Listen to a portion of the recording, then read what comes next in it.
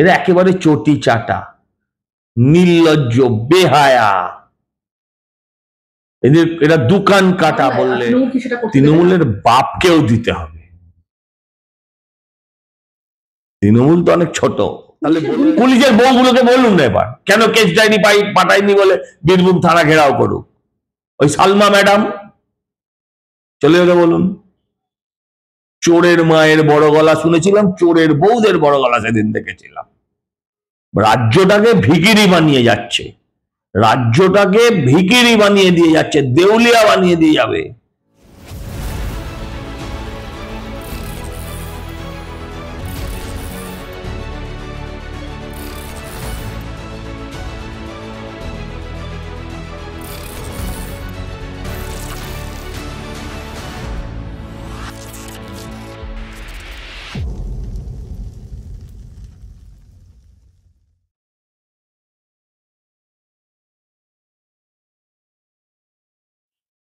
তার কি বলবো, প্রমাণের অভাব না, প্রমাণ লোপাটের কারণে, প্রমাণ লোপাটের কারণে এরা দীর্ঘদিন জেল খেটেছে, কিন্তু আনুগত্য ছিল অবিচল, আনুগত্যে অবিচল ছিল।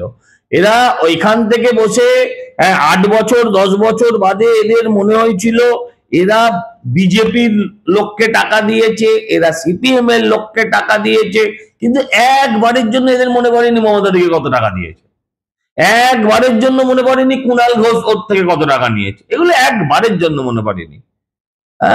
তো সবাই স্বাভাবিকভাবে আনুগত্যের পুরস্কার পেয়েছে।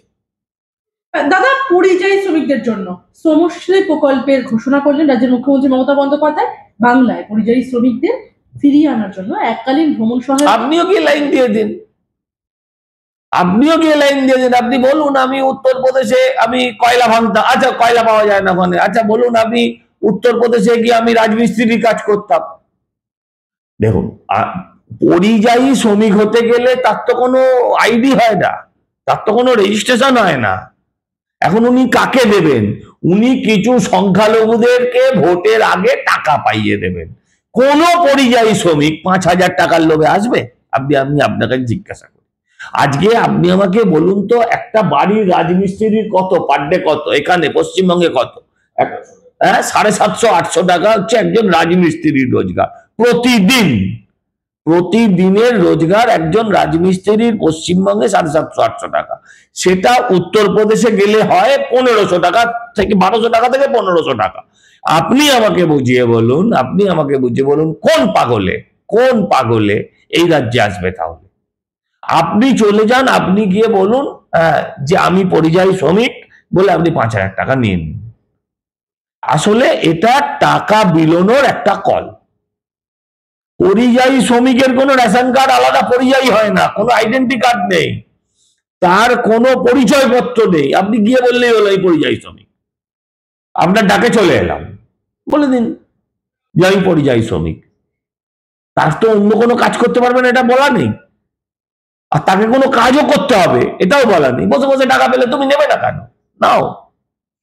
তাহলে কি এই যে 22,40,000 পরিযায়ী শ্রমিক এই সুবিধা পাবেন বলছেন মুখ্যমন্ত্রী?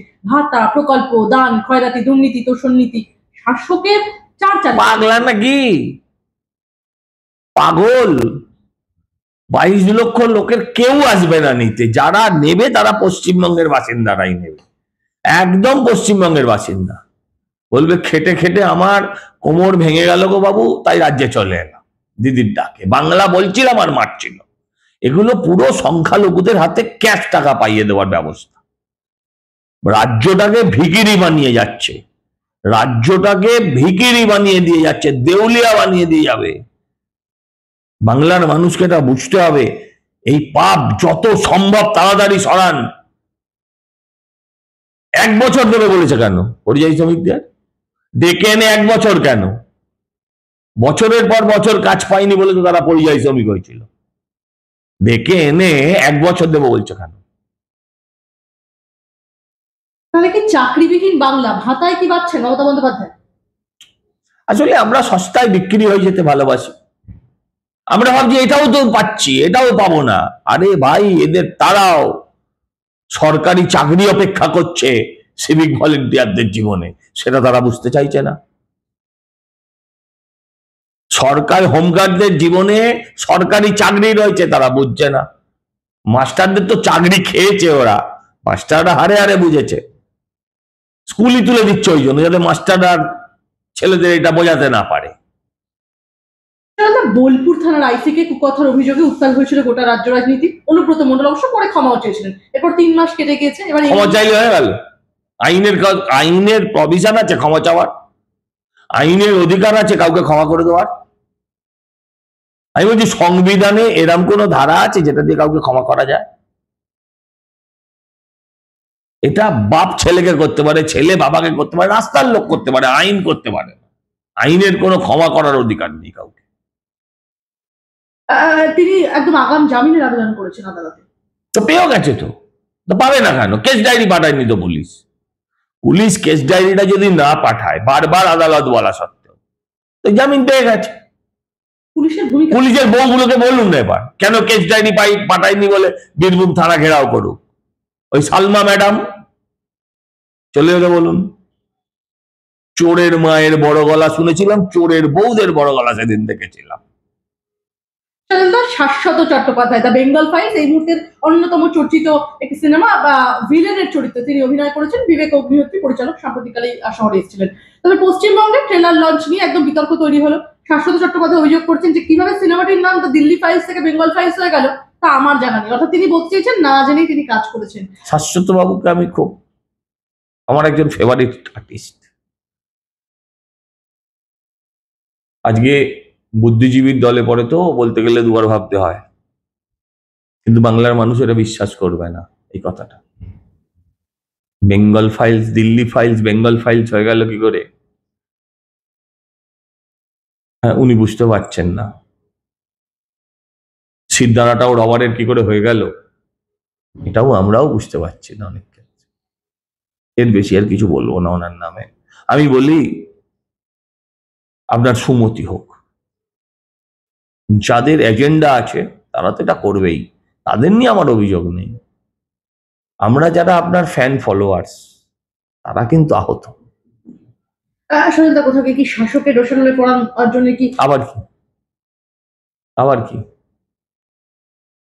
আবার কি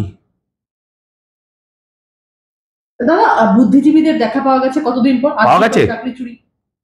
ও আল্লাহ, বুদ্ধিজীবীদের দেখা পাওয়া গেছে অনেকদিন পর। এরপর বুদ্ধিজীবী দেখতে মিউজিয়াম যেতে হবে। এই যে আরজি কর, চাকরি চুরি, মুর্শিদাবাদ, হিন্দু নির্যাতন ইত্যাদিতে দেখা না পাওয়া গেল, দ্য বেঙ্গল ফাইলস বয়কট করতে তারা কথা বলেছে। মানুষ এদের বয়কট করে দিয়েছে।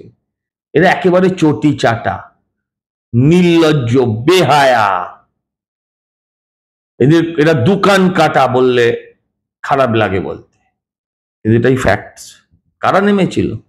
কোন বুদ্ধিজীবীরা? মিরাতুন্নাহার থেকে অনেককেই দেখা গিয়েছে। আমি তা অনেক বয়স বড়, আমি কিছু বলবো না। ওনার একটা অন্য এজেন্ডা কাজ করে, আমি কিছু বলবো না। আমি কারোর নামে, ওনার নামে বলবো না।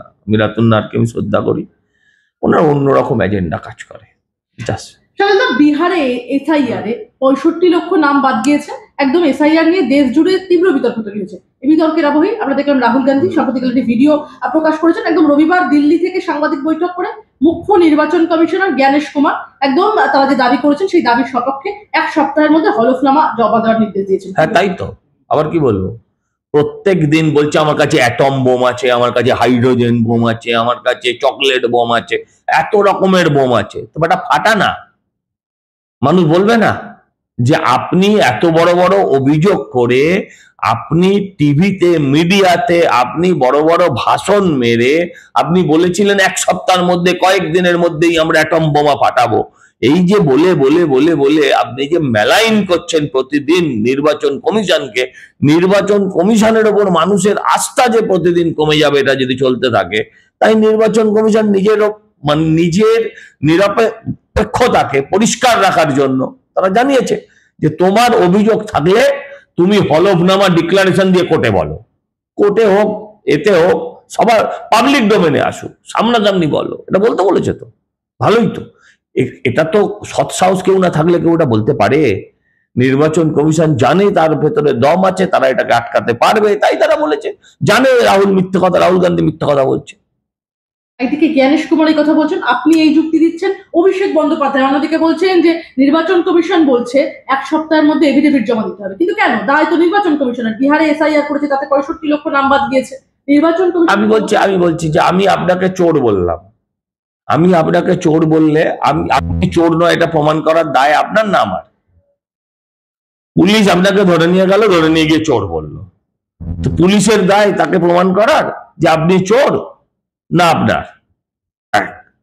আরেকটা কি বললেন অভিষেক বন্দ্যোপাধ্যায়, কি বলেছে? বলছে এফিডেভিট এফিডেভিট দেবে না, না দিলে মানুষ বুঝে যাবে, না দিলে মানুষ বুঝে যাবে জোর ওই অ্যাটম বোমায় বারুদ নেই, ফাঁকা আওয়াজ, গ্যাস ছাড়া কিছুই বেরোয়নি, দুর্গন্ধ ছাড়া কিছুই ছড়ায়নি। আর অভিষেক বন্দ্যোপাধ্যায় যত মুখ কম করলেন তত ওনার স্বাস্থ্যের, ওনার মানসিক স্বাস্থ্যের সবকিছুর জন্য মঙ্গল। চ্যালেঞ্জ করছে তো রীতিমতো। ও তো রাজনীতিতে বেঁচে থাকতে, টিকে থাকতে এই কথাগুলো বলতে হয়।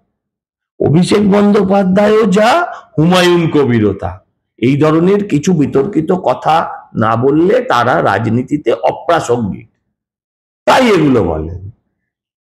এসআইআর কি কোথাও গিয়ে করতে, আমি বলছি 65 লাখ বললে না, আপনাদের চোখে এটা পড়ে না যে নির্বাচন কমিশন রোজ একটা করে তাদের সোশ্যাল সাইটে একটা করে পাঠাচ্ছে, ডেলি আপডেট দিচ্ছে।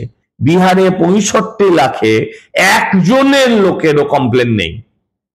এই এসআইআর এর বিরুদ্ধে একজন লোক অফিসিয়াল ভাবে কমপ্লেন করেনি এখনো অব্দি। 1 মাসের নোটিশ, একজন লোক। আপনাদের মনে হয় না যে যারা একটা লোক জোগাড় করতে পারে না, একজন তেজস্বী যাদব বললো আমার নাম কেটে দিয়েছে, তারপর দেখা গেল ব্যাটার 2টো জায়গায় নাম আছে। রাহুল গান্ধী বললেন আমি এই মৃত ভোটারদের সঙ্গে চা খাচ্ছি, তারপর দেখা গেল তাদের অন্য জায়গায় নাম আছে। এই যে মানুষকে ঠকানো, এই যে তঞ্চকতা, চোঙাগুলো বাংলার দিকে বেঁধে জোরে চিৎকার করলেই সব মিথ্যে সত্যি হয়ে যাবে না। এসআইআর কি কার্যকর করতে দেওয়া হবে না বাংলায়? তৃণমূল কি সেটা করতে? তৃণমূলের বাপকেও দিতে হবে। তৃণমূল তো অনেক ছোট, তাহলে বলে এলো কেন? ওই যে চিফ সেক্রেটারি গিয়ে বলে এলেন কেন যে আমরা 21 তারিখের মধ্যে আমরা যে ব্যবস্থাগুলো আপনারা নিতে বলছেন আমরা সেগুলো নেব? সিদ্ধারায় যদি এত দম থাকে বলে আসতে পারতেন যে আমরা এসআইআর মানি না, আমরা এটা করব না। বলে আসলেন না কেন? সন্তুষ্ট তো হতেই হবে, সন্তুষ্ট হতেই হবে, কারণ আপনি সন্তুষ্ট সংবিধানের কাছে। আপনি সংবিধান ভায়োলেট করলে জেনে বুঝে আপনাকে সন্তুষ্ট হতেই হবে। শুনুন, আমি আপনাকে একটা কথা বুঝিয়ে বলি, ভয় ছাড়া ভক্তি আসে না, ভয় ছাড়া ভক্তি আসে না। দেবতা যতই শান্তিপূর্ণ হোক, শিব ঠাকুর কাপড় চোপড় ঠিক করে না পড়লেও হাতের ত্রিশূলটা ঠিক ধরে রাখে, ঠিক আছে? যেমন কোন হিন্দুদের দেবদেবী নেই যার অস্ত্র নেই, আর এই অস্ত্রই হচ্ছে আপনাকে কন্ট্রোল করার মূল মন্ত্র। আপনি যদি বুঝে যান যে আমি যা খুশি তাই করব, আমার কিছু হবে না, তাহলে আপনি যা খুশি তাই করবেন। আর আপনি যদি জানেন যে যা খুশি তাই করা চলবে না, তাহলে আমার পানিশমেন্ট পেতে হবে, দেখবেন আপনি যা খুশি তাই করতে পারবেন না। শেষ দুটো প্রশ্ন আপনার কাছে, ইলেকশন কমিশনের বিরুদ্ধে অভিযোগ তুললেই বিজেপি নেতারা কেন রেগে যাচ্ছেন? প্রশ্ন অভিষেক বন্দ্যোপাধ্যায়, কি বলবেন? কোথায় কে রেগে গেছে? কে রেগে গেছে? রেগে গেছে দুটো লোকের নাম বলতে হবে যে রেগে গেছে। আপনি ইলেকশন কমিশন নিজেও রাগিনি, তারা বলেছে হলফনামা দিয়ে তুমি বলো, বলছে তুমি যা বলছো সেটা তুমি আমায় বলো।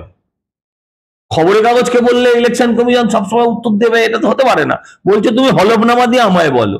আর অভিষেক বন্দ্যোপাধ্যায় বলছে ইলেকশন কমিশন রেগে যাচ্ছে। ও মদনের, ওর বয়স বাড়ছে, ভীমরতিও বাড়ছে, ও মদনের সঙ্গে হাত মিলিয়েছে আমার ধারণা। অভিষেক বাবু, হ্যাঁ, না তো এরকম কথা বলবে কেন? একটা নেতার নাম বলতে হবে যে রেগে গেছে, সবাই হাসছে, এটা হতে পারে। আমার শেষ প্রশ্ন আপনার কাছে, ফের বেলাগাম আব্দুর রহিম বকশী, বাংলা বাঙালি বিতর্কে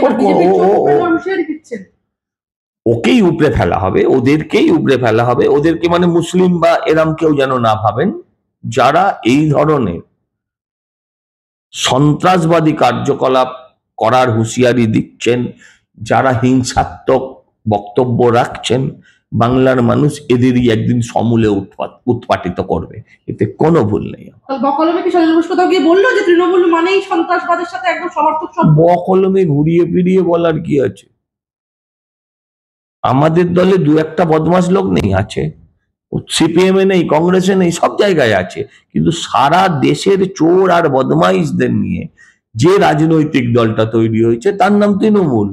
সারা দেশের মুসলিম মৌলবাদী জিহাদিদের নিয়ে যে দলটা তৈরি হয়েছে পশ্চিমবঙ্গে, তার নাম তৃণমূল।